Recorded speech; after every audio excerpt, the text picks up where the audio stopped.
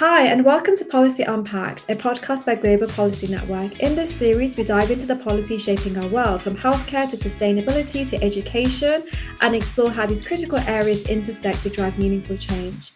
Whether you're a policymaker, practitioner, or just policy curious, we're glad you're here. Let's unpack policy together. I'm Ameneh Ghazal Saatchi, founder and CEO of Global Policy Network, and today I'm here with Stephen Riley, GPN Associate and Deputy Regional Chief Pharmacist for Pharmacy Integration, NHS England Northwest. In this episode, we're going to discuss everything we've learned so far from the series on the medicines in the 10-year plan. So welcome, Stephen. How are you today? That's been great. Really good, thank you. And it's been great to be part of this podcast series and meet these really insightful leaders in our profession and how all these things fit together for the 10-year plan. It's been really great to be involved. And it's been so great to have you. So, Stephen, it's been great listening to all these series so far. So based on what you have discussed with these fantastic speakers, what would you say are the key roles and opportunities for community pharmacy under the 10-year plan? Yeah, so the speakers give some really great insights. And I think what we've really learned from the community pharmacy sector opportunity is the real opportunity for us to advance into the public health delivery arena and population health support. Obviously, there's a lot of great work being done in community pharmacy currently through a number of clinically focused services, and particularly around medicines reviews, provision of the pharmacy first service, and vaccination services being a mainstay for quite a number of years now. But what we have learned through this series is there's some fantastic opportunities to really support that shift of treatment to prevention, really support healthy living with people, case finding developments, building on the blood pressure service we have currently, identifying more people at risk from cardiovascular disease, lipid treatments, expansion of our vaccination programs, and really support patients through the introduction of independent prescribing through the sector. So a fantastic opportunity there to really enhance the role played by community pharmacy in the primary care sector, and also help that other shift from hospital to community care. And what about the hospital pharmacy? Where do you see the greatest opportunities and the impact that can be made? Again, some fantastic insights from our colleagues from the sector on the podcast has been given to us. And I think some of the key elements really there's some fantastic opportunities for workforce integration through the secondary care route. So there's some great opportunities of workforce programs and projects at the moment. So opportunities to share that workforce and working across sectors between hospital care, in primary care settings and community settings. Really great opportunity to bring that level of specialism and expertise into our community practice and utilise that experienced practitioner and pharmacy colleague knowledge and information. Some fantastic opportunities to do more advancing healthcare in the hospital setting, really supporting patient care, really enhancing the clinical utilisation of our colleagues in that sector. And again, supporting the shift as we shift people out into the community setting who can be managed better through there, gives a great opportunity to really focus on that setting and really utilise that specialist knowledge to help underpin and oversee clinics delivered elsewhere in the health system. How does medicines optimization fit into this picture, and why is it so important? So one of the key things we have learned through this series is medicines are one of the key interventions in our health service at the moment, and it's one of our biggest NHS spends other than staffing and resources. And medicines and treatments pretty much touch nearly every pathway, every disease area, every treatment pathway area, and a lot of the prevention areas. So there's a real responsibility here for us as health practitioners, as pharmacy professionals. We tend to be the gatekeepers for optimal use of medication, safe use of medicines, maximising clinical effectiveness, and ultimately bringing the value to the health system for what we spend on this important resource. It's not, the one of the key things we learned here as well, it's not just about clear-cut cost and let's give out the cheapest medicine to everyone.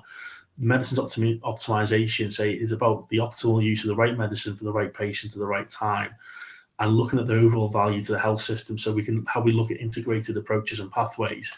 So we may use a relatively expensive medication that's going to have an initial upfront cost, but looking at the benefits that patient care in the longer term and the impacts and the wider the determinants of health, so we can support that patient live a longer, healthier life, have less interventions, less costly hospital stays, less social care needs in the future, and really see the value of how we use our medicines effectively, and ultimately make sure the patient's kept in the centre. So I think medicines optimization is a key thread that runs through the whole delivery of our 10-year plan to make it a reality. And what role should pharmacy system leadership play in making the plan a success? This is a huge role here for our pharmacy leaders.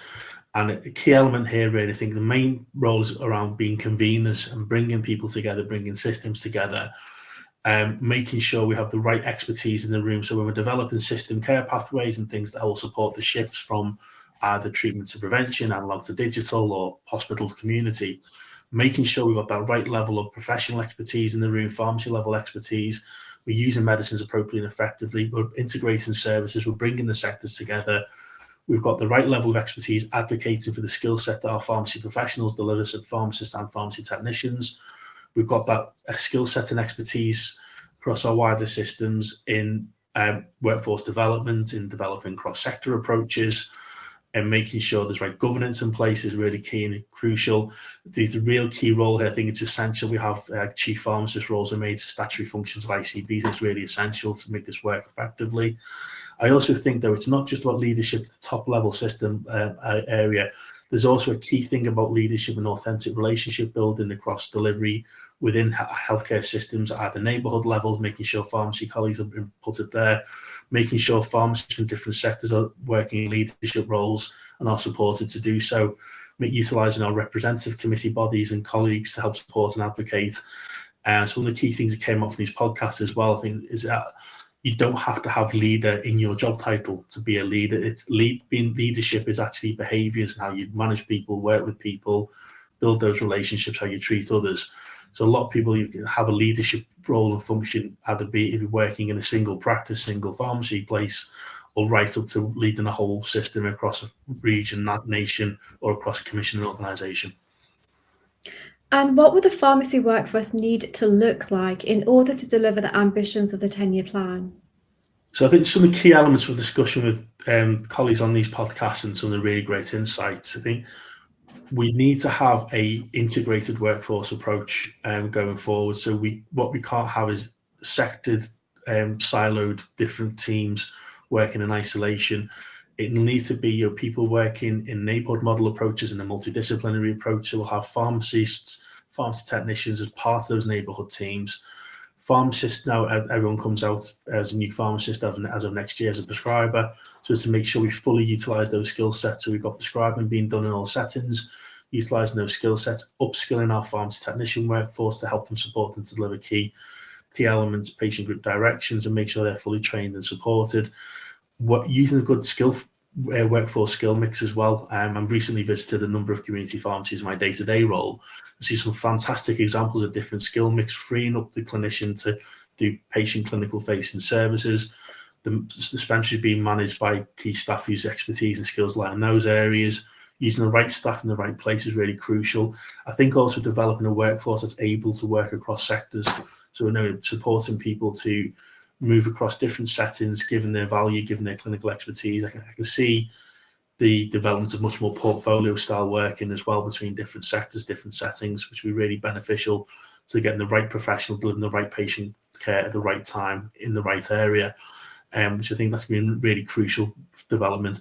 Also as well, a big thing we'll need to underpin all of this is the inclusion of pharmacy and integrated much better into the likes of workforce hubs, workforce plans and system approaches across integrated care boards.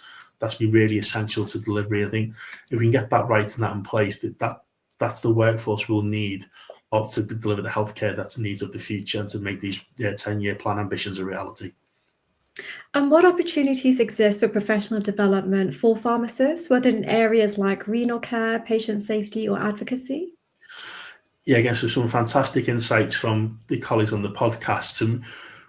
Historically, I think some areas it's been seen as quite limited routes, particularly around community pharmacy settings being quite a limited career pathway option unless you want to go into management. In the last 10, 15 years, we had a significant expansion of pharmacist roles into GP practice settings and primary care and medicines optimization roles. Historically, we've had a good, reasonable career pathway and professional development pathway in the secondary care approach in hospital trusts. And what we see a lot more of now is opportunities for people to undertake prescribing qualifications. In the future, they'll qualify as prescribers, utilise them skill sets to develop as advanced practitioners, develop skills and expertise in specific specialist areas. There's been opportunities for quite some time in hospital for this. There's more opportunities now in the primary care setting, people to take on specialist skill sets in long-term condition management. The other fantastic thing from we as pharmacists, as professionals, the opportunity to become really good quality, competent generalists, and there's be able to treat a range of conditions, range of diagnostic support for patient care. There's a great opportunity to really develop your skill sets in diagnosis, in clinical note-taking, evidence development. Fantastic opportunity to develop more into research as well and things of that nature. And we've got things like pharmacogenomics on the horizon, be able to go more mainstay. Fantastic opportunities there to develop in those areas as specialists and be potentially advising on very personalised medicine plans and things of that nature. We've got our professional bodies on the verge of becoming a Royal College. Some great opportunities around the credentialing there to, again, support your portfolios of evidence bases. So some fantastic opportunities to really develop in professional role areas as well as develop into potential managerial roles, expanding the career opportunities for people and making a more exciting career decision and career pathway, and really helping us deliver the ambitions of the 10-year plan. And how do you see the role of pharmacy technicians evolving, and what opportunities should be created for them? So again, I think the big game changer for pharmacy technicians has been the addition of pharmacy technicians to health professionals that are able to deliver services to patient group directions. So this is the first time that pharmacy technicians have been able to largely work in an autonomous fashion, delivering direct healthcare without having to work under the auspice of a pharmacist, and to do so themselves as a professional. And from talking to colleagues on this podcast, from the really helpful insights, I think it's the great opportunity for pharmacy technicians to actually develop their own professional identity as a health professional in their own right, develop their skill set. So this moves much more beyond leading the dispensary function and undertaking an accuracy checking role. These are some fantastic opportunities now to develop more clinically. As over time, the services that they're able to develop in will expand as the pharmacy services expand. And in the 10-year plan, there's a clear pathway and ambition for community pharmacy services to become more clinically focused, and a shift towards that model and more services available. So as the pharmacists take on more roles around prescribing roles, I think there's a fantastic opportunity. The pharmacy technician PGD utilisation and delivery. There's some fantastic opportunities also to support the pharmacy technicians deliver into more clinically focused areas themselves, and also develop their own clinical additional qualifications on top of their core standard training to become a pharmacy technician. So there's a great opportunity to develop there.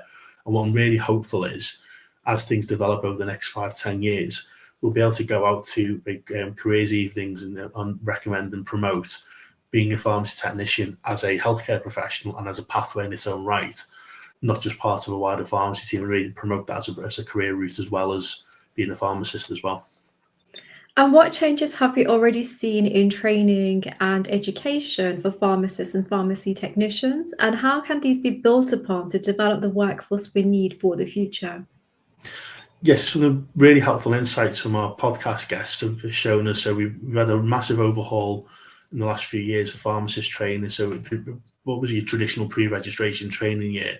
It's now much more of a foundation year training approach, much more closely linked into your undergraduate education on your Master of Pharmacy degree. There's been significant changes in the pharmacy degree to incorporate more patient-focused training, clinical training, to help skill people to make them clinically able and competent to undertake these prescribing roles from day one when they qualify. And again, building in the prescribing element of their foundation year trainings. They do cross-sector placements, working with prescribers in different settings. I think next year onwards is the plan to start bringing in mandatory cross-sector training elements to that foundation program. So, and the colleagues on the podcast have commented, that when they work with trainee pharmacists and students, they really noticed how much more clinically able they are, and how they can see the clinical training they've had along the way. So that's really going to put a good foundation and put them in good stead to deliver these new types of services, work in a new cross-sector approach, be used to how different sectors work and work in a more blended fashion. So I really think that's a great foundation to move us forward here. From a pharmacy technician approach, we're doing a lot more work to help skill up pharmacy technicians, and also apprenticeship programs have become more available and funded to help train up more of our workforce to become pharmacy technicians. As I mentioned, obviously the route to them using PGDs is now available. So there's work being done to help skill them up to make them competent and confident in delivering PGDs services to patients. So again, it's a great foundation to make that workforce what we need in the future. I think in terms of new developments, the opportunity to do cross-sector training with people and potentially working and training with other health professionals, so maybe pharmacists and medics training together, and trying to train them we help train them to work together and get used to that process, and how we can again bring on additional training, potentially more clinical focused training for pharmacy technicians to help support them to wider ranges of services. That'll be a great opportunity to take things further forward as we go through. How can we keep a focus on patient-centered care while working with limited resources? Yeah, so this is a great question. It just came out really well in one of the podcasts we did on the series. There's obviously, everyone's fully aware within the economic challenges we live in, there's very tight resources. The NHS and healthcare is no different to other sectors of the economy. There's a great emphasis at the moment on medicines optimization teams and ICBs to make significant cost efficiencies within prescribing budgets and try and use the lowest cost medicines possible. I think one of the big challenges is a current systems we work in the health system is very much focused on individual financial years and having to make budgets meet and fit by the end of that specific financial year. And obviously we always have to keep an eye on resources. It's public money. We need to spend it properly and have proper controls in place. I think that what we never afford to lose sight of, we're working for the patient in the middle of this. So the patient or a person in the middle, we're looking after their health, and it's their health needs that's the most important. And I think the big thing really is looking at the value. So it's not just a pure element of how can we save X amount of money and make it as cheap as possible, how we can get the best value of that spend for that patient, and best return on investment for the NHS and for healthcare. That's where the real out will come from, the real benefit. And we do work that approach with the patient at the heart, and also looking at things of reducing waste, and maybe look at patient review, do a deep prescribing review of a patient, say with a competent practitioner, what medicines may you not need to take anymore, what can we change, what can we stop, what can we make more effective for you so you have a more comfortable life and you're not getting side effects from medicines that may not be doing anything anymore or may have a condition that's resolved. Can we do lifestyle interventions that's going to reduce cardiovascular disease risks, reduce your risk of diabetes, maybe cure your diabetes, reduce the impact of hypertension? What can we do from that perspective? Overall, doing that more holistic approach and view keeps the patient centre at the heart of it, keeps the quality piece, but we can get best value for it, so it's not all about just cutting costs. And during the conversations you've had on the series, what do you see as the biggest potential challenges facing the pharmacy profession overall? I think it's a great question. I think if we look at the three shifts we have, so particularly things like analog to digital, and particularly the shift from hospital to community, some of the greatest challenge we currently have at the moment is, whilst we've got a lot of work being done on trying to digital enablement to support things of that nature, what a lot of colleagues are telling us, and people put through the podcasts, we've got a lack of interoperability for digital systems. They don't talk to each other. We have different systems in hospital versus community pharmacy versus GP practice. We have elements now where they're starting to talk to each other, but we don't even have a unified, consistent shared patient record that everybody can access and get details from all parts of the system. You've got social care entries, hospital entries, GP entries. It's how we can then use systems so we allow pharmacies to talk to other systems, refer on to other areas, get referrals into their system. How can we support pharmacy colleagues to maybe make a referral for a pathology result, and then how do they get that, if they're managing that patient, how do they get the result back, because currently goes to the GP. So digital itself currently, whilst it's a great enabler, there's a lot of work to be done to make these systems interoperable, integrate better, and use better utilisation, streamline the number of systems people need to use, and that's going to be a key part of delivering some elements of the 10-year plan. Resource, again, is obviously a key factor for people. It's limited. There's challenges in terms of what funding's available for services, what they're commissioned. Commissioning models are being raised as a challenge if things are quite piecemeal. For a community pharmacy perspective, it's very much based on activity based. So you're paid for doing a specific activity with a patient or a specific service interaction. You're not paid for managing a patient cohort, and that has a big impact on sustainability of your funding, how it works, how you're commissioned. From a hospital perspective, again, there's challenges on workforce, there's challenges on resources available. They're amongst some of the larger challenges facing our profession. And again, if we want to do a shift from hospital to community, we need to be able to have the workforce availability and have the service commission approach and sustainable funding approach to enable people to pick up that workload and actually manage it effectively for patient care. So whilst there's a lot of positivity and a lot of opportunity, there are some significant challenges we need to overcome and be supported to get to play our part in delivery of this plan. And from what you've gathered from the speakers on this podcast series, do you think the profession is ready to deliver what the 10-year plan requires?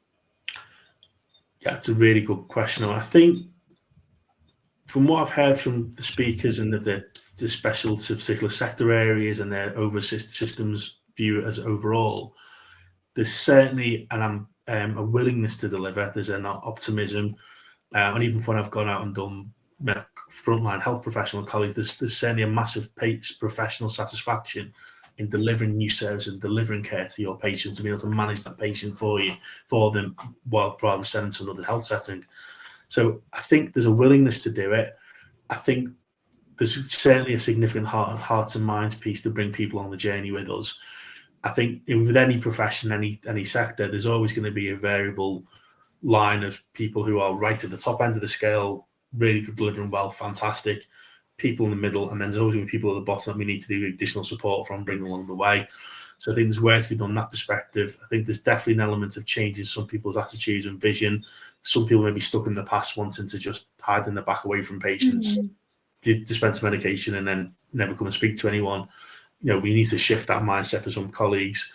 And then there's certainly work to be done, I think, in how we support our new colleagues on the way to make sure whilst they can be prescribers, make sure they're able to understand the professionalism side of things, know their own limits of competency, make sure they know as professionals when to say no, and then help to do that, manage that, and become leaders in their own right, and the influence piece. So I think there's a lot of key things that are in place that will really have us in good stead.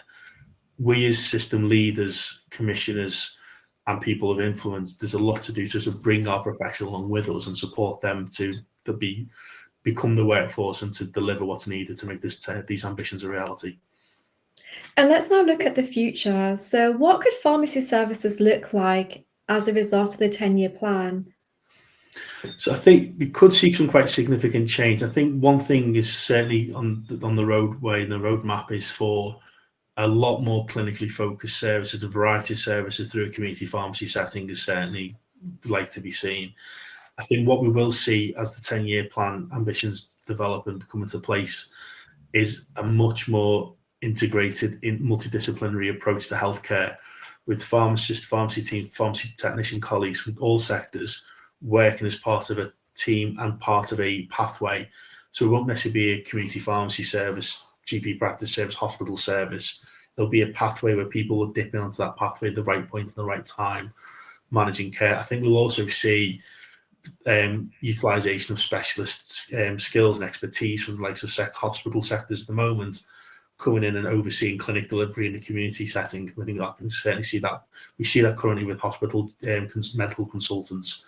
I can't see why we wouldn't see that for pharmacy expertise as well, supporting primary care, pharmacy, community pharmacy elements as well. I can see potentially federated models where you may see patients being looked after for pharmacies for certain conditions, and they may have expertise and specialisms there. I can see that certainly working through the route. I can see the increased use of automation, potentially the hub and spoke approach to dispenser. So you may not get every medicine dispensed by every single pharmacy, but actually they may do acute things and urgent medicine requirements, but the bulk of repeat prescriptions may be done off-site elsewhere and managed in a different way. So I can see that potential as well. So I think they're just some of the key things. I think that we could see a very different delivery and setup, but I think very much be to the benefit of the patients overall.